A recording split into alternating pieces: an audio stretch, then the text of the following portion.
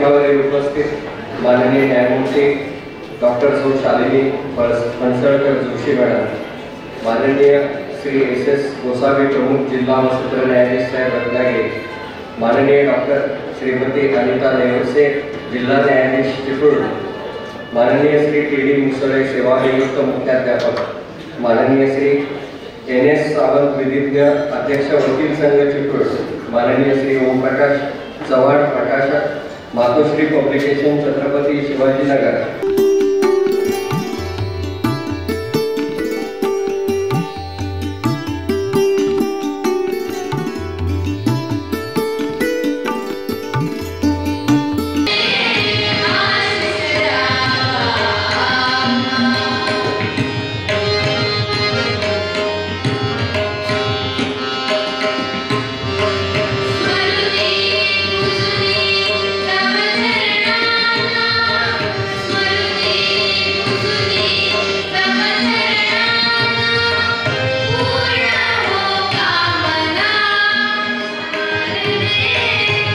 प्राध्यापक डॉक्टर जी राजेश सर आणि आजच्या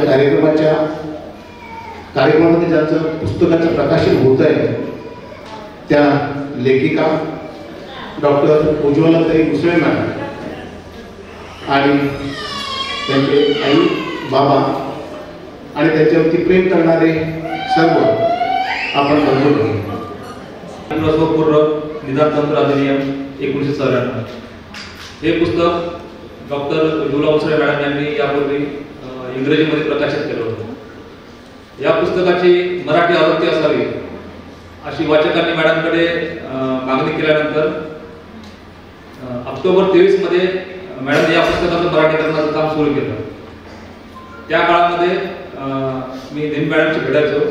मॅडमची प्रकृती एवढी खराब असताना अक्षरशः त्यांना उठून बसता येत नव्हतं। अशा अवस्थेत त्यांनी या पुस्तकाचं मराठीकरण, त्याचे करेक्शन, त्याचं मुखपृष्ठ कसं असावं या गोष्टी त्यांनी स्वतः लक्ष घालून पूर्ण केल्या।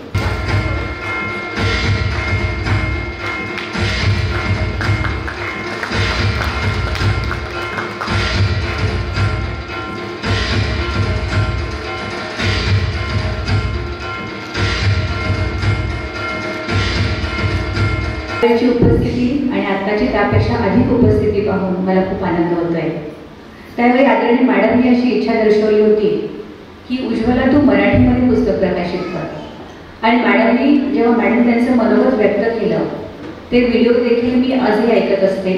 तेव्हाही मॅडम म्हणाल्या होत्या की उज्ज्वला मराठीमध्ये याचा अनुवाद करेल आणि अशाच प्रकारे पुन्हा मराठी पुस्तकाच्या प्रकाशनासाठी आपण या ठिकाणी एकत्र जाऊ म्हणून आग्रहाने पुन्हा मी मॅडमलाच विनंती केली। न्यायाधीश न्यायमूर्ती त्यांच्या सांगण्यात आहोत की खरोखरच एक न्यायाधीशांचं किंवा एका कायद्याचं एक ब्रीद वाक्य आहे की 100 गुन्हेगार सुटले तरी चालतील परंतु एकाही निरपराध माणसाला शासन होता कामा नये।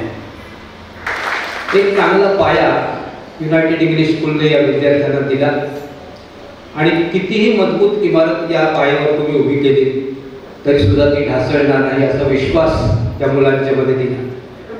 मी त्या शाळेचा विद्यार्थी असल्या कारणाने हे अधिक आनंदाने आणि अभिमानाने सांगतो की 125 वर्ष गाठणारी आमची शाळा अतिशय सुंदर अशी शाळा आहे आणि अनेक लोक असतात त्या लेजिस्लेशन्समध्ये त्या न्यायाधीश म्हणून काम करत होते आणि त्यांच्या या बिझी शेड्यूलमधून त्या सगळ्यात महत्त्वाचं म्हणजे न्यायाधीश झाल्यानंतर त्या अभिनंदन करते आणि आजच्या त्यांच्या पुढील वाटचालीसाठी त्यांना खूप शुभेच्छा देते।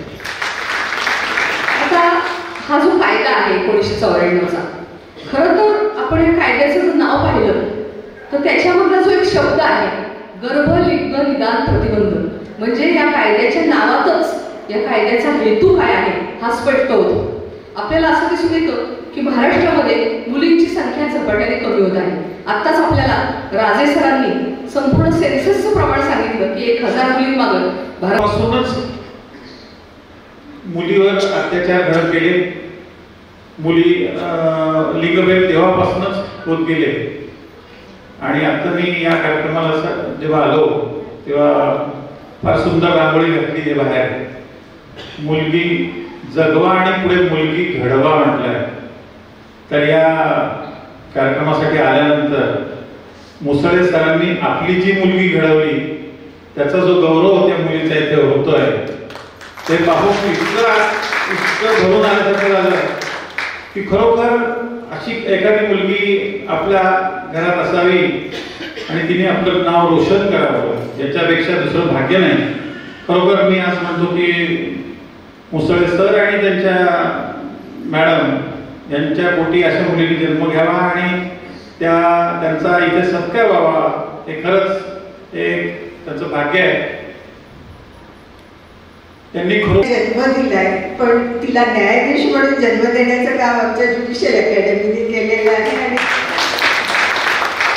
आणि त्याचा मला खूप अभिमान आहे. म्हणजे मी म्हणते नेहमी तसं आम्ही अकॅडमीत प्रत्येक बॅचमध्ये 100-125 जजेस नवीन जॉईन होतात आणि आम्ही त्यांना ट्रेनिंग देतो.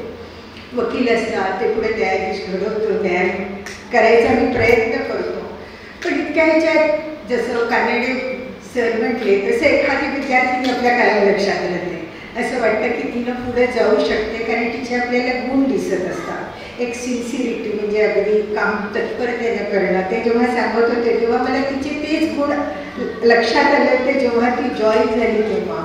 म्हणजे तिनं वकिलीची प्रॅक्टिस फार केली नव्हती पण प्रोफेसर होती, शिकायची इच्छा होती, नवीन काहीतरी आपण ह्याच्या प्रोफेशनमध्ये आलो आहे तर आपल्याला त्यामध्ये पण चमकायचे हे जे वाटत होतं आणि त्यासाठी मेहनत घ्यायची तयारी होती. नाहीतर वकिली न करता न्यायाधीश होणं तसं अवघड असतं पण ते तिनं करून दाखवलं आणि त्यासोबतच तिनं स्वतःचं शैक्षणिक वाटचालही चालू ठेवली. तिनं PhD केली, त्यानंतर पुस्तक लिहिलं आणि ते सुद्धा इतक्या महत्त्वाच्या विषयावर लिहिलं. आज जसा तिच्या आईवडिलांना तिच्या सगळ्या सासूबाई सासरे किंवा सगळ्या घरच्यांना अभिमान आहे, बहीण वगैरे त्यांना तितकाच अभिमान आम्हाला न्यायाधीश लोकांनाही आहे.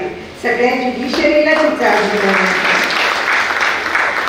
आणि खूप छान वाटलं. म्हणजे मला असं वाटतं नाही की आपण हा पुस्तक मुलीच्याबद्दल बोलतोय आपण कसं लिंगभेद वगैरे आहे हे बघतो पण आज मला जेव्हा इथे बघितलं तिथे बघितलं इथे बघितलं तेव्हा असं वाटलं की हा लिंगभेद नाही आहे तर कोकणात तरी नाही आहे. तर डायसवर या माझ्या दोघी डॉक्टरेट आहेत म्हणजे त्यांनी शिकण्याची इच्छा आहे डॉक्टरेट. आणि आपण सर्व या सर्वांचे तसेच सगळ्यात महत्त्वाचं म्हणजे या पुस्तकाचे जे असणारे प्रकाशिक आहेत ते जॉन या सर्वांचे मी आभार मानते.